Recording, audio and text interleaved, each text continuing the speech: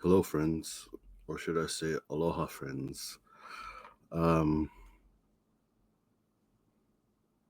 I was giving this topic a lot of thought recently because I just was reflecting on the past 9 months, 10 months or so, and I realized by looking back how I forgot uh, a part of who I was raised to be. And it was like a gradual thing. Maybe not so gradual, but there was a shift that happened um over time. And yeah, it's very interesting. So my story is I was born in Northern California, in the Bay Area, and then when I was young, my parents split up, and so my mom took us to um, my mom moved us to Hawaii, and so that's where I was raised for most of my um, childhood and younger years. It was spent growing up in Hawaii, and it was a great experience. A lot of weird stuff happened, but I think one of the things that I feel blessed by was uh, growing up in that culture. And I think one of the interesting things is kids. I don't want to say all kids, but a lot of kids, and I don't want to say country folk, but people that live outside of the main city, um, or the main part. They usually adopt this thing called pidgin English. It's like a broken English. Hawaii is like this big melting pot, right? Um, and it was like that, in their development years, like when the pineapple plantations and the sugarcane plantations um, were really booming. All these migrants came in from all over the place: China, Japan, Korea, Portugal, and they came not knowing how to speak English or Hawaiian. And so all these groups of people were, I don't want to say forced together, but they they came together to work these fields, and so they were all learning English at the same time. And so, like, sometimes, you know words don't get pronounced properly, and so it's like broken English, or what we called was pidgin English. And so, like, there's almost like an accent. I don't want to say a twang, but there's like an accent when you speak pidgin English. I never got that. But a lot of kids, looking back on it, did get it. And then, it's more pronounced, like, outside of, like, the business part of, like, Honolulu. It was more when you went to, like, the outer islands, and it's really sharp, or it's more pronounced. I should just say that. But I never got that. I never Over time, I I could speak pidgin, or the little broken English, but I never had the accent, and so I always stood out. Um, I looked the part because of my complexion, but I never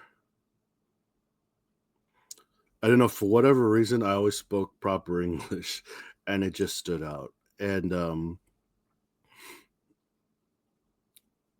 it was it was interesting because because of that, I was different.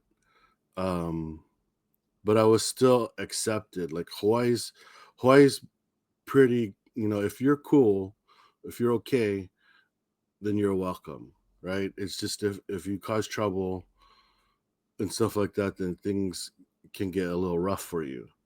Um, but yeah, as a young kid, I was accepted, and um, I learned the ways of the culture, the Hawaiian culture, and stuff like that. And then things started to change. I think it was seventh and eighth grade year where I took Hawaiian language class, and it was like an elective in middle school. In Hawaii, we call it intermediate school. But I took Hawaiian language, and uh, our teacher, she was this little Hawaiian lady, maybe 5 feet, older lady. It was like she didn't even need the job. She was just doing it to give back to kids because she loved the kids so much, and to teach them about like the Hawaiian language, and the spirit of Hawaii. And she kind of changed my life in the sense that she opened up the culture to me. So it was like, okay, I learned about eating raw fish and going to the beach and liking play lunches and stuff like that. But then Miss Lau, my teacher, she really opened up the culture of Hawaii. And I'll never forget, she used to always like say, like, the Hawaiian blood is dying. It's going away. Um, and it's not about being Hawaiian by blood. It's about being Hawaiian at heart. So she would always say, "Where is your heart? What's in your heart?" You know, um, to be Hawaiian is to have a good heart. That's all you have to do. And it just stuck with me because she would always emphasize that I don't care if you're not from Hawaii. I don't care if you don't have Hawaiian blood. You can be Hawaiian if it's in your heart. And it really stuck with us. Well, she like imprinted that into all of us. And so it didn't matter if you were born and raised on Hawaii, in Oahu, or if you came from the mainland and you're living there now. As long as you're good pupils, then you're our pupils. Um, and so that's pretty much how the community, well, how my community was. It was about like living the aloha spirit, and yeah, it was like that until I moved back to the mainland after I graduated. And then it was interesting because you got this young person, this kid. um, I think I was like 19 or 20, and then you know I go back to the mainland, and it's like culture shock. um you know in Hawaii, well, I just remember we said hi to everybody, walking down the street. What's up? Hey, or how you doing? How's it? But in California, it wasn't like that. Like, you just kept walking. You almost minded your own business, right? And so there, like that, like culture shift or culture shock was immediate, and it kind of like started this like trend away from who I was. And I'll never forget, I was uh I was with some friends um that I just met. And in Hawaii, well, I just remember growing up, we used to always like, if it was a female, we would hug and give like a little kiss on the cheek. Um, in California, my friend saw me do that to his wife, and he was like, I guess it was a good thing that we were friends, because it was like, what are you doing with my wife? And luckily, there was one of my other friends. She's like, oh, that's our culture. like we greet that's how we greet people. Like he's just doing it like, how our culture is. But I took notice of that, and I think it was the last time that I greeted a female that way. Um, but it's just to highlight like the difference in in cultures, and like, I guess, evolving or adapting to my environment in a way where I like let go of a part of me. And yeah, it was just interesting because there was that slowly, the like over time there was like things just kind of like fell to the wayside. Um, where I stopped like saying hi to people and greeting people uh the way I was normally accustomed to, with like a hug or a kiss for a female on the cheek. Um, but it was interesting because there was always reminders of like who, like, people would like ask, "Hey, are you Hawaiian?" or "Are you from Hawaii?" And I would always deny it for some reason. No, I'm not Hawaiian. I grew up in Hawaii, but I left and I'm here now. And it was very dismissive. And looking back, it's almost like shameful, to like deny a part of who you were, um, because you want to fit in, or because you feel like it's not appropriate to be a part of who you are, like what's inside of you. And I just remember like thinking, like, over time, like, why do so many people ask me this? Like, are you Hawaiian? Are you from Hawaii? And it was always no. um it would even come up in my meditations too. Like, I remember doing like guided meditations with like Kevin Lewis or Jason Tempensky or even JJ. And I would often see a banyan tree in my meditation. And to me, or for me, uh palm trees don't represent Hawaii. Banyan trees do, because that's the part of the island that is not like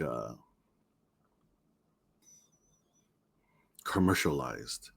They have in Hawaii. There's these big banyan trees, and their trees grow. I mean, they're tall trees, but their limbs grow wide, and it creates a lot of shelter, right? So like you could have a picnic under a banyan tree.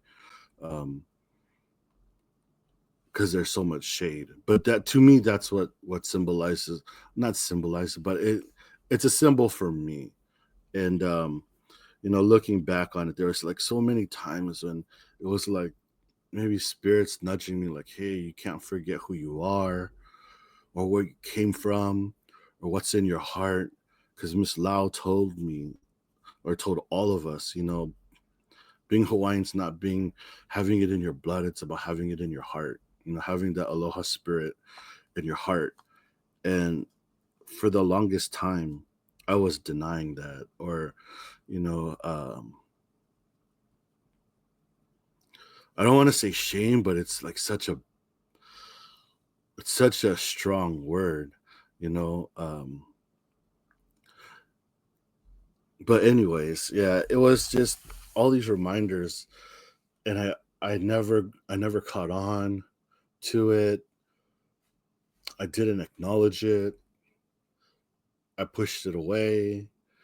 And it's interesting because it was like I was denying who I was, and yeah, I just come back to, it's shameful to do that. But you know I did it because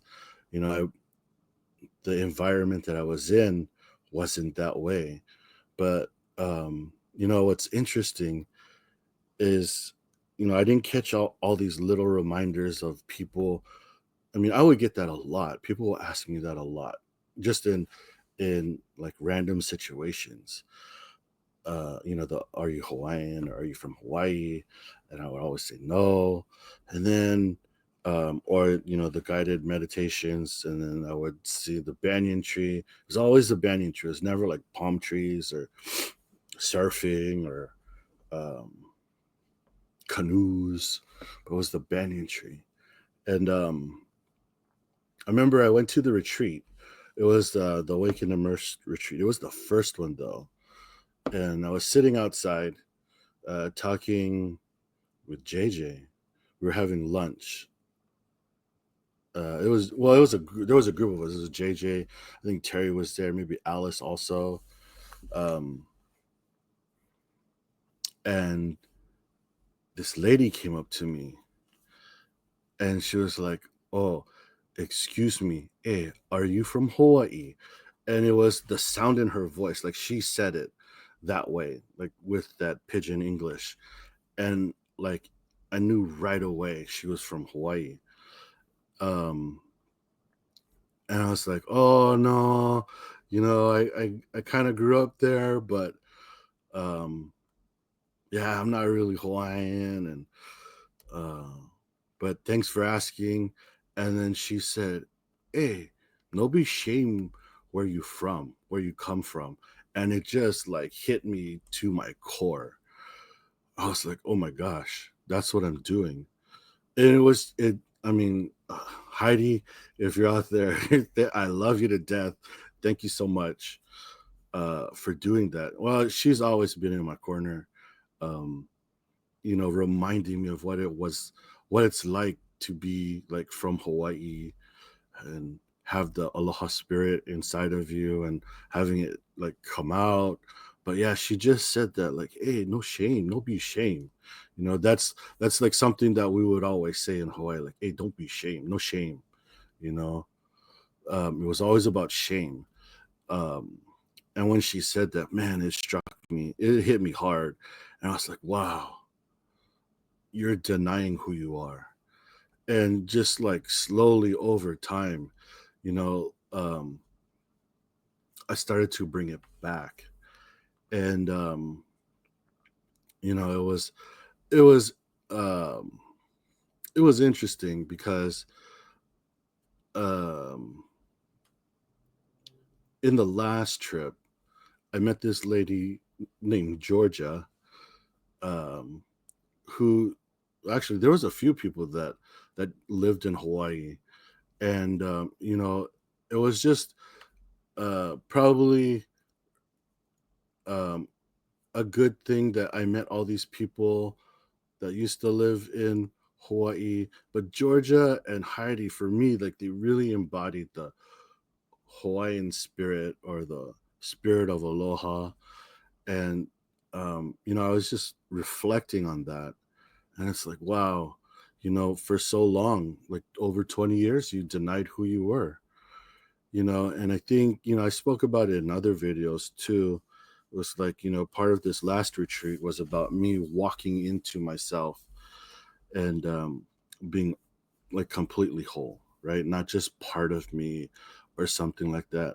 And I think this is part of the process too, is like owning that spirit, that like Hawaiian spirit that lives inside of me, that I pushed away, that I oh, kind of rejected and maybe was ashamed of because other people didn't understand it. Not to say that everybody was mean or, you know, but I think it's okay. Like instead of thinking like, oh, I'll educate them on, what it's like to be like Hawaiian in the heart, to have the aloha spirit, to have all this love inside of you, and then you share it, you share your aloha through a hug, you know. Um, but instead I just, you know, I denied it, but I should have, embraced it even more, by educating people, like showing them like what's so good about having the lost spirit inside of you or being Hawaiian at heart. I think Georgia, Heidi, and the others that were from Hawaii, like helped me like reaffirm that, that I am this person, that I have the spirit that lives inside of me, and that I should be like acknowledging that and not denying it like I used to. And I used to deny, other things too, but part of it, um, a big part of it was, just me being accepting who I am as a person, like the ceremonial walk into myself after, the experience that I had at the stupa was huge for me, to take the step as like 100% Richie. But I'm spiraling again. So I'll just leave it right there. You know, um, I guess if I could say like something is like, I hope, I hope some of you guys aren't doing the same thing that I did. Like forgetting who you were raised by your community to be. Maybe it was your parents, maybe it's your family, whoever your community was. Maybe you were you grew up in the country. um you were taught to say yes sir, no ma'am, please and thank yous, and now you kind of don't because you're older and you got bills to pay. It doesn't fit your title as mom, dad, uncle. I don't know. I just I just hope that people aren't doing the same thing that I did. I mean, I know, for whatever reason, people have to do what they have to do to survive. And I did, but I didn't have to do it. I guess that's the realization was I did what I felt I needed to do in the time to blend in, to not stick out. Um, but I realize now that I never had to, and I shouldn't have. I should have embraced my difference, and I should have helped other people understand why my difference was a good thing. I think I'll stop right there before I spiral out of control like I do sometimes. But thank you guys. Thank you all for listening. Ralph, my new friend. Um, hope this video finds you. Heidi, Georgia, I love you guys. Thank you for helping me find my aloha spirit again. See you guys on the next one.